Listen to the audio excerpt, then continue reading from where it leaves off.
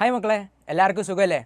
നമ്മുടെ എക്സാമൊക്കെ സ്റ്റാർട്ട് ചെയ്ത് കഴിഞ്ഞു. അപ്പോൾ അതിൻ്റെ ഒരു ചൂടിലും ടെൻഷനിലൊക്കെയാണ് എല്ലാവരും നമുക്കറിയാം.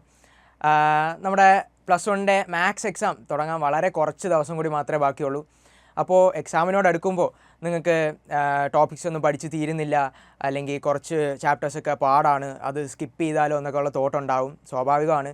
പക്ഷേ എൻ്റെ ഒരു അഭിപ്രായം പറയുകയാണെങ്കിൽ അങ്ങനെ നിങ്ങൾ ചാപ്റ്റേഴ്സ് ഒന്നും സ്കിപ്പ് ചെയ്യാൻ പാടില്ല. കാരണം എല്ലാ ചാപ്റ്റേഴ്സിനും അതിൻ്റേതായിട്ടുള്ള മാർക്കിൻ്റെ വെയിറ്റേജ് ഉണ്ട്.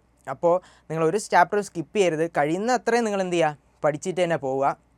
ഇപ്പോൾ നിങ്ങൾ സ്കിപ്പ് ചെയ്യാൻ ഉദ്ദേശിക്കുന്ന ചാപ്റ്റർ പരീക്ഷയ്ക്ക് ഒരു 10 മാർക്കിനൊക്കെയുള്ള ക്വസ്റ്റ്യൻസ് തരുന്ന ചാപ്റ്റർ ആണെങ്കിൽ നിങ്ങൾ ആ ചാപ്റ്റർ സ്കിപ്പ് ചെയ്ത് കഴിഞ്ഞാൽ നിങ്ങൾക്ക് ആ 10 മാർക്കും അവിടെ നഷ്ടപ്പെടുകയാണ്. അപ്പോൾ അങ്ങനെ ഒരു സാഹചര്യം ഉണ്ടാകാൻ പാടില്ല. അതുകൊണ്ട് തന്നെയാണ് നമ്മൾ ഈ വീഡിയോ ചെയ്യുന്നത്. നിങ്ങൾ ഓരോ ചാപ്റ്ററിൻ്റെയും വെയിറ്റേജ് എത്രയാണെന്ന് നിങ്ങൾ മനസ്സിലാക്കണം. സോ നിങ്ങൾക്ക് പരീക്ഷയുടെ കാര്യങ്ങളൊക്കെ അറിയായിരിക്കും. നിങ്ങൾ മോഡൽ എക്സാം അറ്റൻഡ് ചെയ്തവരാണ്. നമ്മുടെ പരീക്ഷ 2 മണിക്കൂർ പരീക്ഷയാണ്. നമുക്ക് ആദ്യം ഒരു 15 മിനിറ്റ് കൂൾ ഓഫ് ടൈം കിട്ടും. അപ്പോൾ ആ ഒരു സമയത്ത് നിങ്ങൾ എന്ത് ചെയ്യുക, നിങ്ങൾ ഈസിയുള്ള ക്വസ്റ്റ്യൻസ് എന്ത് ചെയ്യുക, നോക്കുക. ഓക്കെ, നിങ്ങൾക്ക് അറിയാവുന്ന ക്വസ്റ്റ്യൻസും നിങ്ങൾക്ക് ചെയ്യാൻ പറ്റുന്ന ക്വസ്റ്റ്യൻസൊക്കെ എത്രയുണ്ട് എന്ന് നോക്കുക. നിങ്ങൾ പാടുള്ള ക്വസ്റ്റ്യൻസ് ഇപ്പോൾ നിങ്ങൾക്ക് ഫോമുല അപ്ലൈ ചെയ്തിട്ട് ചെയ്യാൻ കുറച്ച് ടഫായിട്ടുള്ള ക്വസ്റ്റ്യൻസ് അത് പിന്നത്തേക്ക് ഒഴിഞ്ഞു മാറ്റി വെക്കാതെ എന്ത് ചെയ്യുക, ആദ്യം തന്നെ ചെയ്യാനായിട്ട് ശ്രമിക്കുക. കാരണം നിങ്ങൾ പാടുള്ളതല്ല, നിങ്ങൾക്കിപ്പോൾ ചെയ്താൽ കിട്ടും എന്നുള്ള ക്വസ്റ്റ്യൻസ് എന്ത് ചെയ്യുക, ഈ കൂൾ ഓഫ് ടൈമിൽ അതൊന്ന് നോക്കുക. ചെയ്യരുത്, ഒന്ന് നോക്കുക. എങ്ങനെയൊക്കെ ആയിരിക്കും ചെയ്യുന്നതെന്ന് നോക്കിയിട്ട് അത് ആദ്യം തന്നെ അറ്റൻഡ് ചെയ്യാനായിട്ട് ശ്രമിക്കുക. കാരണം കുറേ ടൈം എടുക്കേണ്ട ക്വസ്റ്റ്യൻ ആദ്യം അറ്റൻഡ് ചെയ്ത് കഴിഞ്ഞ് കഴിഞ്ഞാൽ അതങ്ങ് തീരും. ഓക്കെ, ആൻഡ് ഈസി ആയിട്ടുള്ള ക്വസ്റ്റ്യൻസും ആദ്യം തന്നെ ചെയ്യുക. ഇനി ടഫായിട്ടുള്ള ക്വസ്റ്റ്യൻസ് ഉണ്ട്, നിങ്ങൾക്ക് അത് ചെയ്യാൻ പറ്റുന്നില്ല എന്നുണ്ടെങ്കിൽ അത് അവസാനത്തേക്ക് മാറ്റി വയ്ക്കുക. ആദ്യം അറിയാവുന്ന ക്വസ്റ്റ്യൻസ് എല്ലാം ഈ കോൾ ഓഫ് ടൈമിൽ നോക്കി വയ്ക്കുക, ഏതൊക്കെയാണ് നിങ്ങൾക്ക് ചെയ്യാൻ പറ്റും. അപ്പോൾ അത് ആദ്യം എന്ത് ചെയ്യുക, അറ്റൻഡ് ചെയ്യാനായിട്ട് ശ്രമിക്കുക കേട്ടോ. ഓക്കെ, നമ്മൾ 2 മണിക്കൂറത്തെ പരീക്ഷയാണ്. നിങ്ങൾക്ക് ആദ്യത്തെ 8 ക്വസ്റ്റ്യൻസ് എത്ര മാർക്കിൻ്റെ ക്വസ്റ്റ്യൻസ് ആണ്? 3 മാർക്കിൻ്റെ ക്വസ്റ്റ്യൻസ് ആണ്. അതിൽ ഏതെങ്കിലും 6 എണ്ണം അറ്റൻഡ് ചെയ്താൽ മതിയാവും. പിന്നെ ഉള്ള ക്വസ്റ്റ്യൻസ് 9 മുതൽ 16 വരെ ഉള്ള ക്വസ്റ്റ്യൻസ് 4 മാർക്കിൻ്റെ ക്വസ്റ്റ്യൻസ് ആണ്. അതിലും നിങ്ങൾ ഏതെങ്കിലും 6 ക്വസ്റ്റ്യൻസ് മാത്രം അറ്റൻഡ് ചെയ്താൽ മതി. പിന്നെ 17 മുതൽ 20 ക്വസ്റ്റ്യൻ വരെയുള്ള ക്വസ്റ്റ്യൻസ് വലിയ മാർക്കിൻ്റെ ക്വസ്റ്റ്യൻ 6 മാർക്കിൻ്റെ ക്വസ്റ്റ്യൻസ് ആണ്. അതിൽ ഏതെങ്കിലും 3 എണ്ണം അറ്റൻഡ് ചെയ്താൽ മതിയാവും. ഓക്കെ, ഇത് നിങ്ങൾക്ക് ജനറലി അറിയാം, നിങ്ങൾ മോഡൽ എക്സാമൊക്കെ എഴുതിയവരാണ്. സോ നിങ്ങൾക്ക് ഈ അറിയാമായിരിക്കും. പക്ഷേ ഞാൻ ജനറലി ഒന്ന് പറഞ്ഞതാണ്. ആൻഡ് നമ്മൾ മാർക്കിൻ്റെ കാര്യത്തിൽ ഓരോ ചാപ്റ്ററിനും എത്രത്തോളം മാർക്ക് വരും എന്നുള്ള കാര്യത്തിൽ വരികയാണെങ്കിൽ നമ്മൾ കഴിഞ്ഞ വർഷങ്ങളിലെ ക്വസ്റ്റ്യൻ പേപ്പറും അതുപോലെ നമ്മുടെ ഈ വർഷത്തെ മോഡൽ എക്സാം ക്വസ്റ്റ്യൻ പേപ്പറും ഒക്കെ വെച്ചിട്ട് ഈ വർഷം ഓരോ ചാപ്റ്ററിൽ നിന്നും എത്രത്തോളം മാർക്കിന് ക്വസ്റ്റ്യൻ ചോദിക്കാം എന്നുള്ള കാര്യം പറയാം. ഫസ്റ്റ് ചാപ്റ്റർ നമുക്ക് എല്ലാവർക്കും അറിയാം, സെറ്റ്സ് ആണ്. സെറ്റിൽ നിന്ന് സ്വാഭാവികമായിട്ട് നമ്മൾ 2 മുതൽ 4 മാർക്കിന് വരെ ക്വസ്റ്റ്യൻസ് വരാറുണ്ട്. ഇപ്രാവശ്യം നിങ്ങൾക്ക് ഒരു 4 മാർക്കിന് എന്ത് ചെയ്യാം, ക്വസ്റ്റ്യൻസ് എക്സ്പെക്റ്റ് ചെയ്യാം കേട്ടോ.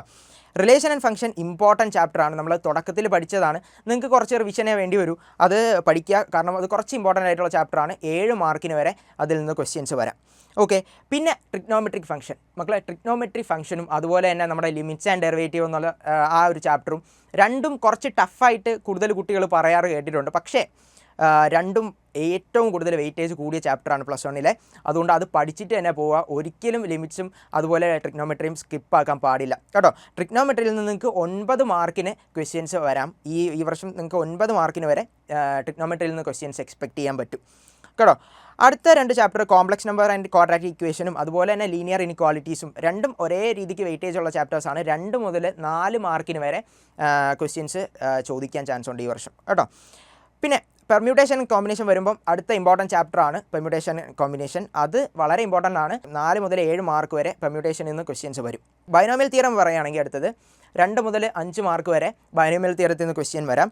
സ്ട്രെയിറ്റ് ലൈൻ പെർമ്യൂട്ടേഷൻ പോലെ തന്നെ ഇമ്പോർട്ടൻ്റ് ആയിട്ടുള്ള ടോപ്പിക്കാണ് സ്ട്രെയിറ്റ് ലൈൻസ്. അതിൽ നിന്ന് നിങ്ങൾക്ക് 3 to 7 മാർക്കിന് വരെ സ്ട്രെയിറ്റ് ലൈൻസിൽ നിന്ന് ക്വസ്റ്റ്യൻ ചോദിക്കാറുണ്ട് കേട്ടോ. ആൻഡ് ഇപ്പോൾ നമ്മൾ ട്രിഗ്നോമെട്രിനെ പറ്റി വീണ്ടും പറയുകയാണെങ്കിൽ നിങ്ങൾ ആ ഫോമുലയൊക്കെ ഹാർഡായിട്ട് വിചാരിക്കുന്നതുകൊണ്ടായിരിക്കും കുറച്ചുകൂടെ ടഫായിട്ട് നിങ്ങൾക്ക് തോന്നുക. ജസ്റ്റ് ഫോമുല അപ്ലൈ ചെയ്യാൻ ഉള്ള കാര്യങ്ങൾ മാത്രമേ ഉള്ളൂ. ഈ വർഷവും ചോദിച്ചിട്ടുള്ളതിൽ നമ്മുടെ പ്രൂവ് ദാറ്റ് അല്ലെങ്കിൽ ഷോ ദാറ്റ് എന്നൊക്കെയുള്ള ക്വസ്റ്റ്യനൊക്കെ വന്നിട്ടുണ്ട്. അപ്പോൾ ഇക്വേഷൻ ബേസിക്കലി അറിയാം. ഇക്വേഷൻ എഴുതിയാൽ തന്നെ നിങ്ങൾക്ക് കുറച്ച് മാർക്ക് കിട്ടും. ഫൈനൽ സൊല്യൂഷനിലേക്ക് എത്തണമെന്ന് നിർബന്ധമില്ല. എത്തിക്കഴിഞ്ഞാൽ നല്ലത്. പക്ഷേ എത്തും മുന്നേ തന്നെ നിങ്ങൾക്ക് ഒരുപാട് ഇക്വേഷനൊക്കെ എഴുതാൻ പറ്റുമെങ്കിൽ അത് നല്ലതാണ്. ഇക്വേഷൻസൊക്കെ ജനറലി പഠിച്ചിട്ട് പോവുക. 9 മാർക്ക് വരെ വെയിറ്റുള്ള ചാപ്റ്ററാണ് trigonometry. Okay, so coming back sequence and സീരീസിൽ നോക്കുകയാണെങ്കിൽ സീക്വൻസ് ആൻഡ് സീരീസിൽ നിങ്ങൾക്ക് 5 മുതൽ 8 മാർക്ക് വരെ ക്വസ്റ്റ്യൻസ് ചോദിച്ചിട്ടുണ്ട്. സോ അതുപോലെ തന്നെ കോണിക് സെക്ഷൻ 4 മുതൽ 8 മാർക്ക് വരെ ക്വസ്റ്റ്യൻസ് ചോദിച്ചിട്ടുണ്ട്. ഇപ്രാവശ്യം നിങ്ങൾക്ക് 7 മാർക്കിന് കോണിക് സെക്ഷനിൽ നിന്ന് ക്വസ്റ്റ്യൻസ് എക്സ്പെക്റ്റ് ചെയ്യാം. ഇൻട്രൊഡക്ഷൻ ടു 3D ജോമെട്രി അടുത്ത ചാപ്റ്ററാണ്.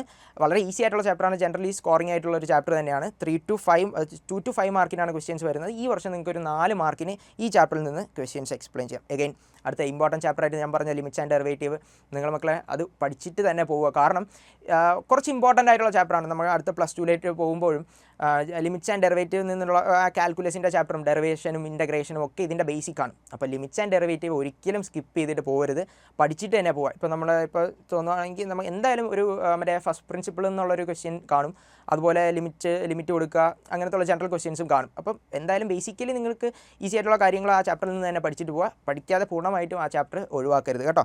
അതിൽ നിന്ന് 10 മാർക്ക് വരെ, 9 മുതൽ 10 മാർക്ക് വരെ നിങ്ങൾക്ക് ഈ വർഷം ലിമിറ്റ്സിൽ നിന്ന് എക്സ്പെക്റ്റ് ചെയ്യാനായിട്ട് പറ്റും.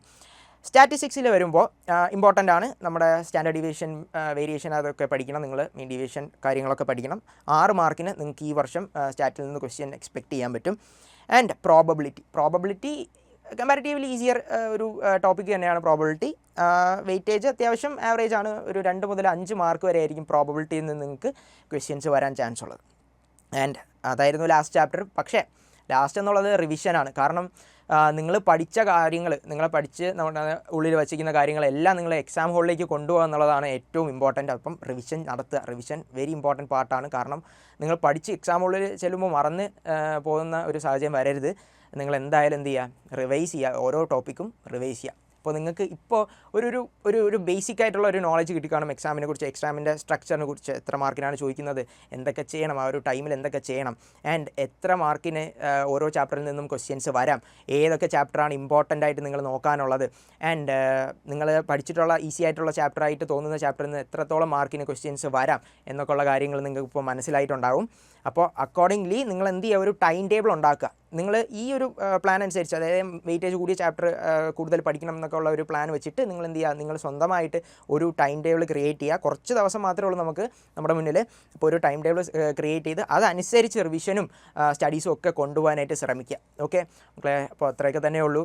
എല്ലാവരും നല്ലോണം പഠിക്കുക. എല്ലാവർക്കും നല്ലോണം എക്സാം എഴുതാൻ പറ്റട്ടെ എന്ന് ഞാൻ ആശംസിക്കുന്നു. All the best. Thank you.